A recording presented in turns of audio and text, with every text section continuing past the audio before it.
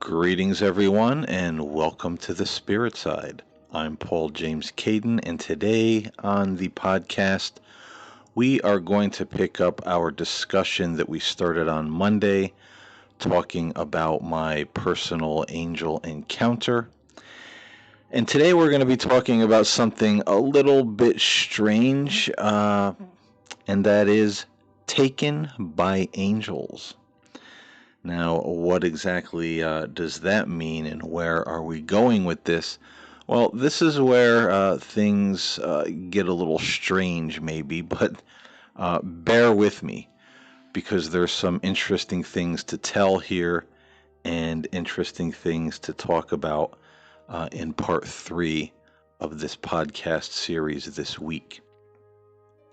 So, we said in Monday's show that we were going to really focus in on something that was said to me in my angelic encounter in the year of 1991, I believe it was. And a little bit of background is that in the 1980s, I hung out with, kind of a bunch of yahoos. We wanted to start this rock band. We couldn't really play our instruments. We played by ear, but with practice, some of us got okay, and we could carry a melody. We could come up with, chords and leads, and we would write lyrics, and we wanted to be the next Bon Jovi, Kiss, or Van Halen, something of that nature. And the problem was when you went to band practice, everybody was blitzed out of their minds within an hour. I would usually try to hold back, but everybody else just guzzled down the beer like there was no tomorrow. And then, we sounded bad. We sounded really bad. So, you know, after a period of time, probably through the mid-latter part of the 80s, I kind of got discouraged with all of this, and I got tired of hanging out with the rock star wannabes. And, the thing of it for me was we actually had the drummer from Kiss, the second drummer, Eric Carr, if you know who that is, or you can look him up. That's, Eric Carr, Carr. He replaced the original drummer, Peter Criss. And he was a really nice guy. And I'm not going to go into details how I met him and his family, but he wanted us to record a 3 or 4 song demo of originals, and he was going to help us hone our sound, help us, kind of, maybe start breaking into the scene. And he said it didn't have to be fancy. You record it on an old tape recorder, whatever you have to do, just, give me 3 songs. And these guys were such screw ups, they couldn't do it. Here we had the break we were always looking for, and all they could do was drink and, sound like off key winos trying to sing in an alley. And it was a fiasco.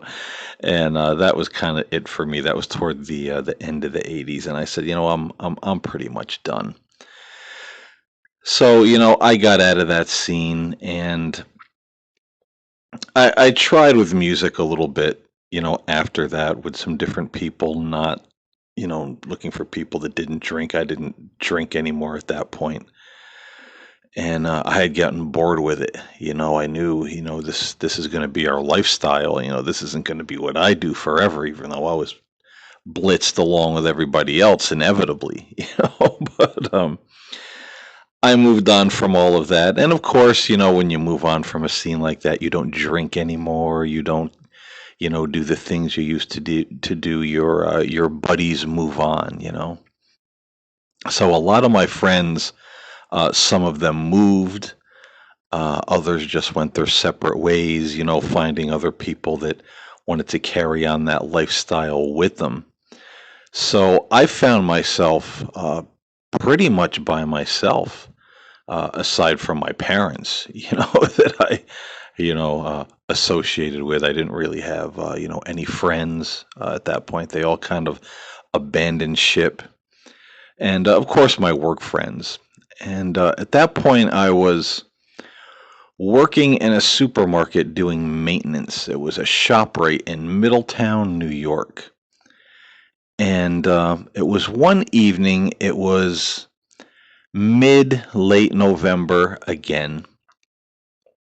I had gone to work. I hadn't seen Sarah. I really hadn't thought about that whole thing, in a while. And I worked evenings, 1:30 to about 9:30 at night. I usually got home at about 10. And where I worked, there was a front parking lot to the store, and then there was a back lot where most of the employees parked. And there was the back of the building with what we called the tunnel. It was like this little tunnel that led to the front of the store. And if you reached the end of the tunnel and turned right, there was the drugstore and some other little strip mall stores. And if you went straight, a couple of steps, you were at the entrance to the supermarket. So I went on my lunch one evening, and I went to my car for something after I ate. And it was time to go back into work and log in. So I was coming through the tunnel, and I heard someone whisper my voice from behind. And I turned around, and out of the blue, I wasn't expecting to see this. Is that, I see Sarah standing there at the end of the tunnel, but she looks kind of like an apparition. And, she smiles at me and she just kind of like evaporates into the air. And, I knew at that moment that it was time for an encounter. It was time for contact. I just knew. And so after work that night, it was, 9:30 at night. And I just decided to go to this graveyard on the way home. I think it was called Pine Hills Cemetery in Middletown. And it was right on the main drag, going, toward my house. And I used to go there a lot. We would hang out and drink there. We never littered in the place because, it was like sacred ground. But even afterwards, I would go there and I would write a lot of poetry back in the day, and I would write like gothic poems, and I would like go to the graveyard. Sometimes I'd just go there and talk to God because it was really quiet. I never found it to be creepy, eerie, or morbid. And I don't know why I decided to go there. It was just the place, where I went. And, sure enough, I called Sarah, Sarah, and, she ends up showing up. And long story short, we kind of talked about my life as we always did.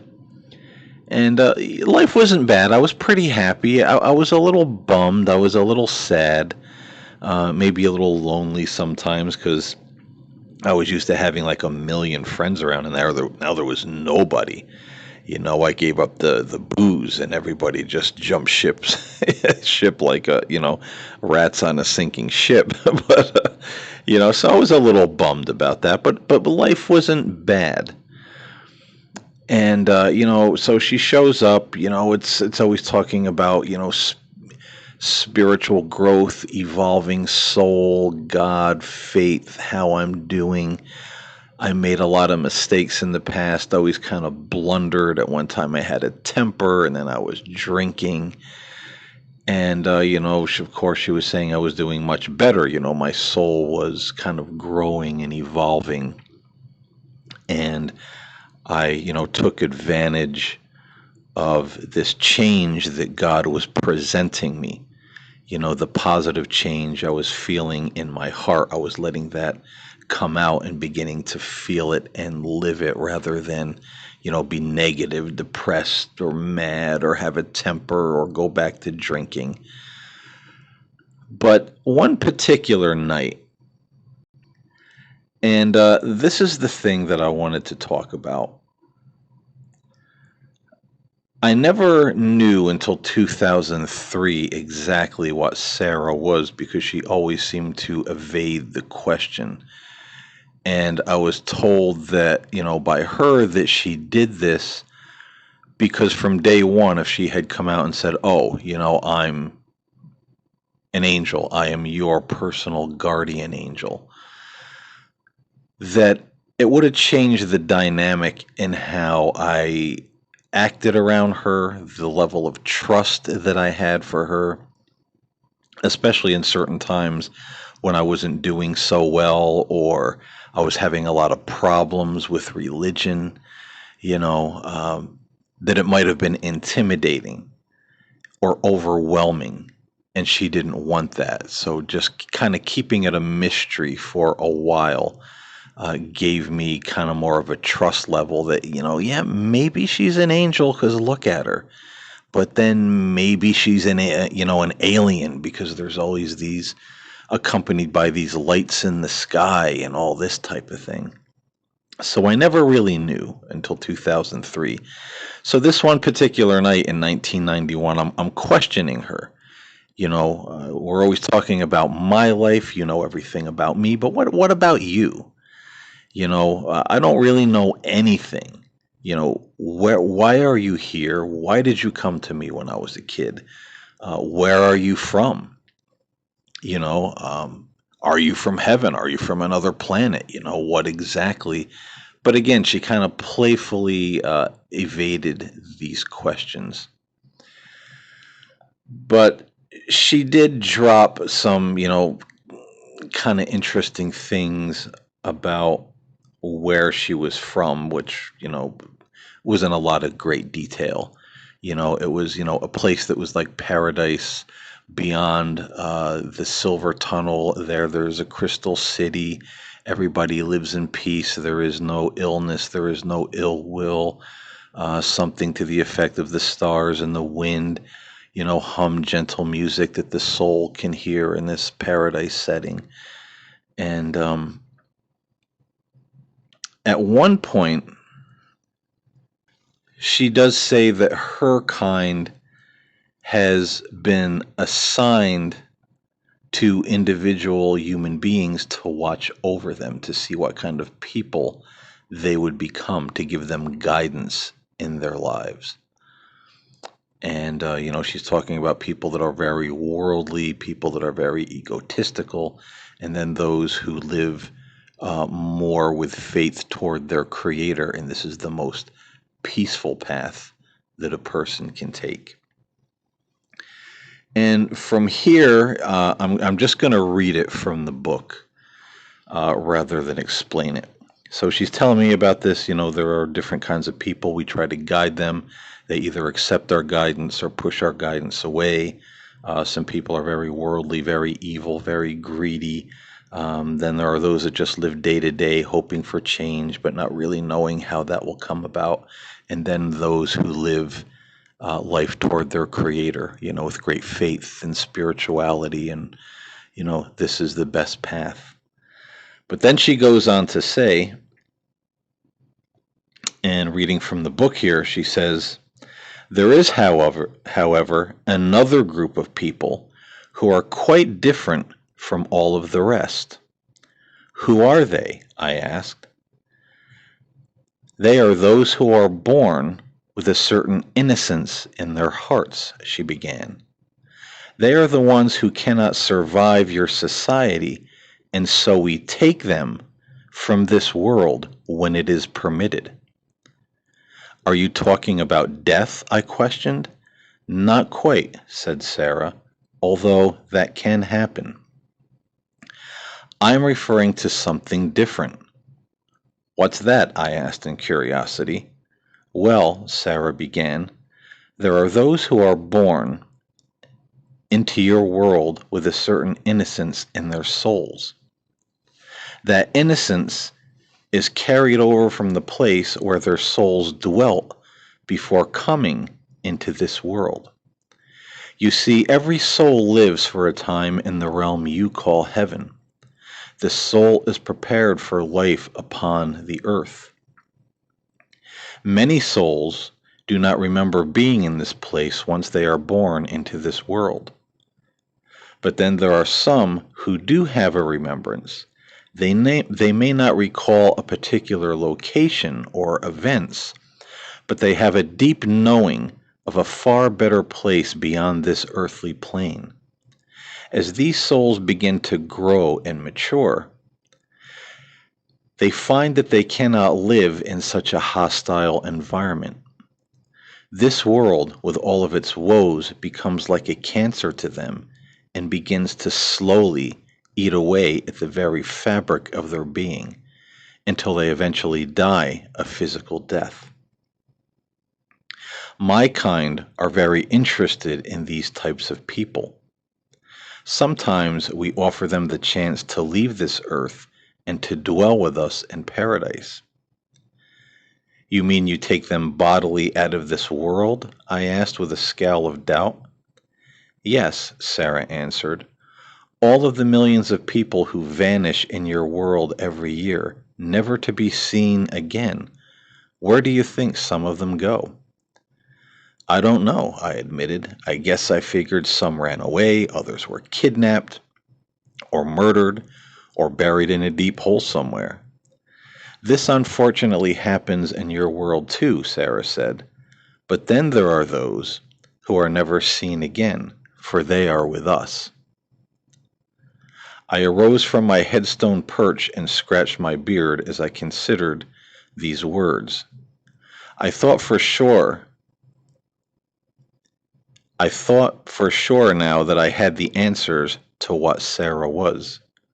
Everything about this conversation was screaming extraterrestrial life form. So you take these people to your world? I inquired. We take them to the Crystal City, she answered. I plopped back down upon my stone seat and shoved my hands into my coat pockets. I still wasn't quite sure about what I was hearing. Strange, I muttered. So, ceasing with the commentary from the book at that point, just to make note, there are allegedly certain people in this world who somehow their soul has a remembrance of where they are from, a place before they came into this world. And so long before there was this idea of indigo children that, came out with the whole New Age movement years later, it was pretty much told to me that these people are generally the ones that feel like they never really fit in to this world. They're very burdened, they're very grieved by what they see going on around them. They often feel like they want to go home, but they don't really know where home is. Now, of course, this described me in my younger life to a T. And I still, at 54 years old, I'll sometimes get that feeling like, man, I'm just ready to go home, But I am home, so where's home? I understand now that it's a spiritual place, a spiritual dimension that we all came from, and some or most of us will, inevitably return there. But there are some people who allegedly get the invitation to leave this world bodily, like the prophet Enoch in the Old Testament.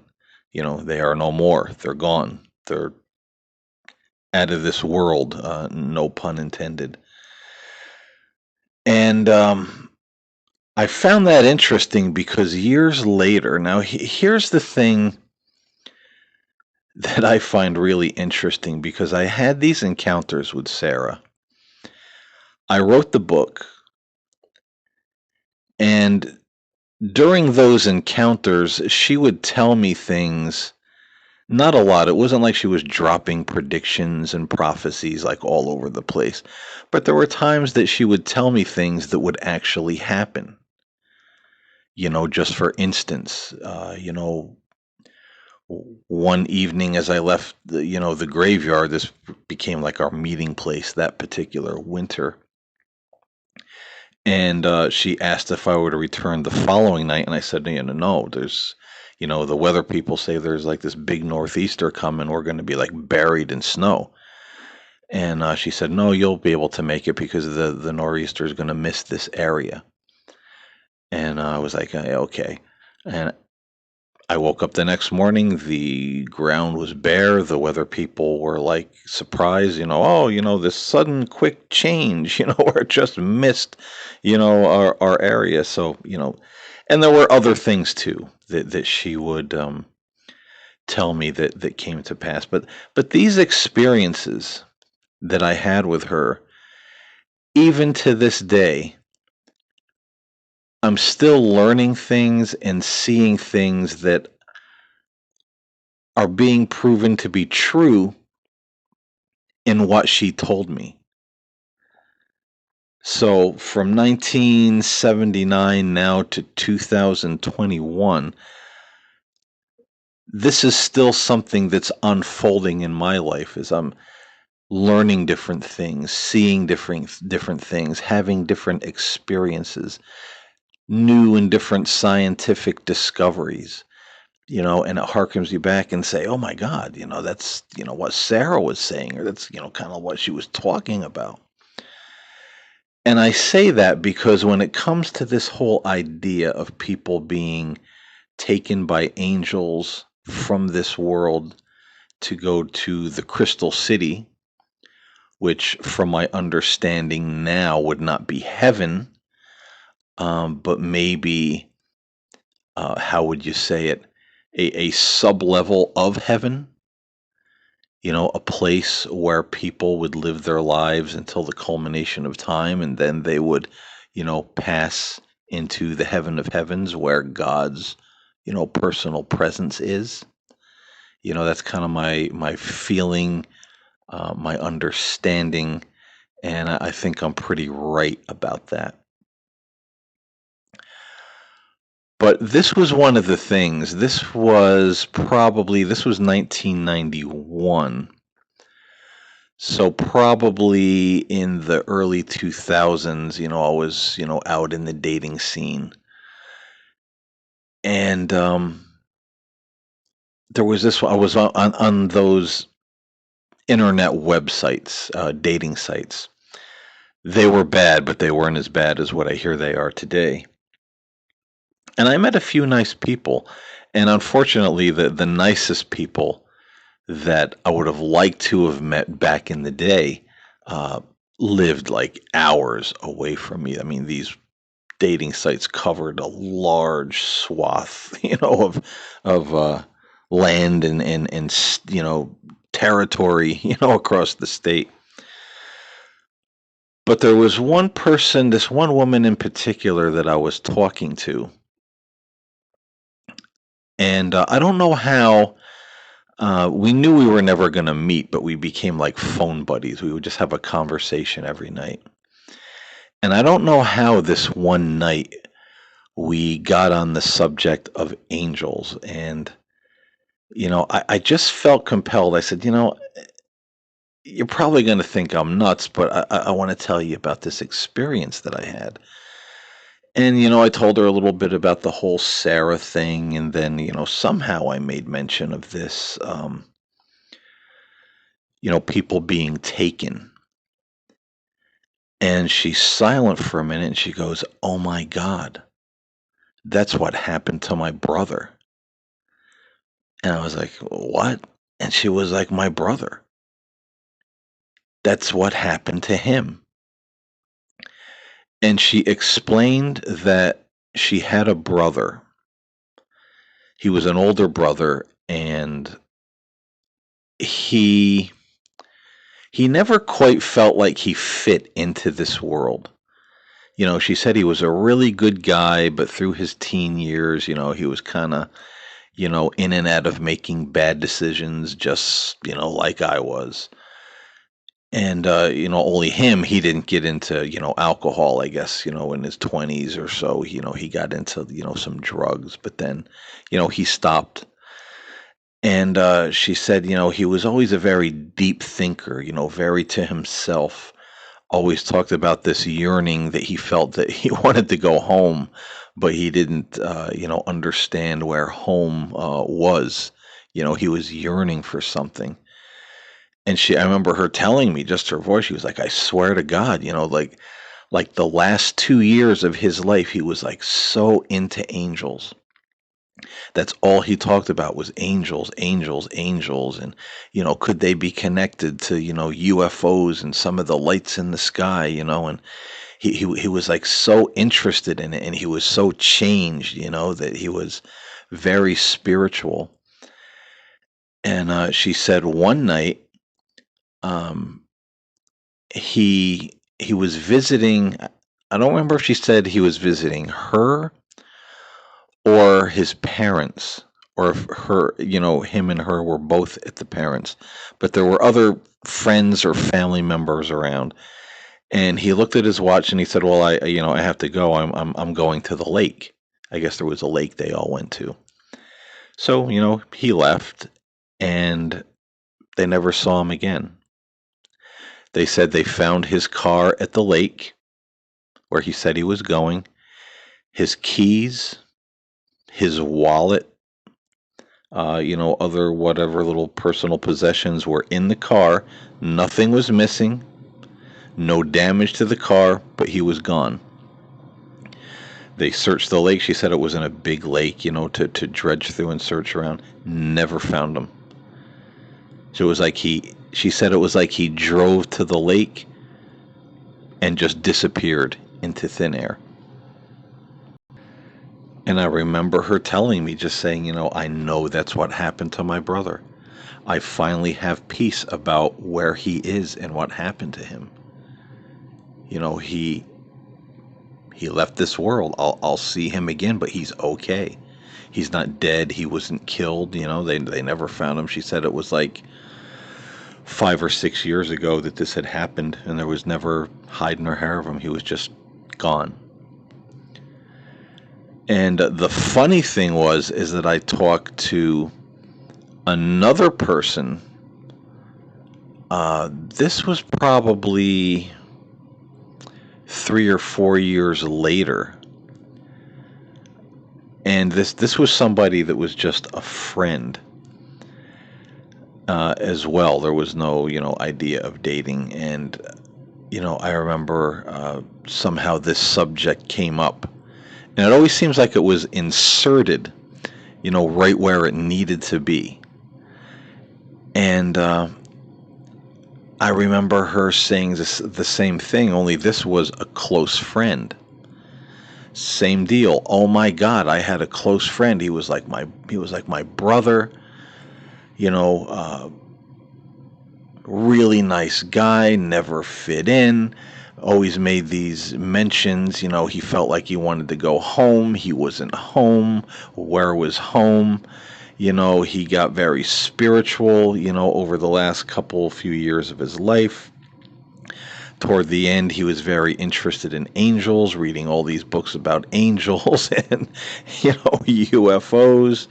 And one day just disappears into thin air. And I don't remember where she said he disappeared from, other than it was like he was there, then he wasn't. And it was the same thing, like personal possessions, no foul play, nobody ever found. He was just gone, like he never existed. So there were two people that I talked to, probably 10 to 14 years after the 1991 incident, or encounter rather, who this really resonated with. And now it's kind of interesting with this whole 411 thing, that of course, people are taken and then their bodies are found on high mountains, mangled and, that type of thing. But then there are those who are just gone. They're walking in the woods, gone. You can find a lot of interesting things about people that have disappeared online in the stories, and it makes a body wonder. And so now, as we come to the close of this particular episode of the spirit side, I pose the question, what do you think? Do you think it's possible that angels can and do take people out of this world? There's certain people that they come and extend an invitation to say, hey, we're here to take you home. And these people gladly go. You know, in my life experience, ladies and gentlemen, I think this is something that's a real probability, a real possibility. I can't look back and ever see where in my personal encounters with Sarah that she ever lied or tried to deceive me in some way. Everything she ever told me turned out to be true, whether I believed it or not. You know, and there were a lot of little things, like I said, that she told me that, you know, back in the day, I was like, no way, you know. I was just like, you know, you doubt your own senses for a while. You know, is this angel, alien, or am I insane? You know, am I hallucinating? I went through that whole thing too. Is this like some kind of like psychological, you know, break that I'm having, or you know, I'm schizophrenic? You know, what the hell is this going on here? But you know, it's always been beyond me. And again, you know, you could read the book and see things that I witnessed, that other people were there. So many things. It's pretty crazy story, but a lot of confirmation that, you know, this was real, and things I was told turned out to be real. Things turned out to be true.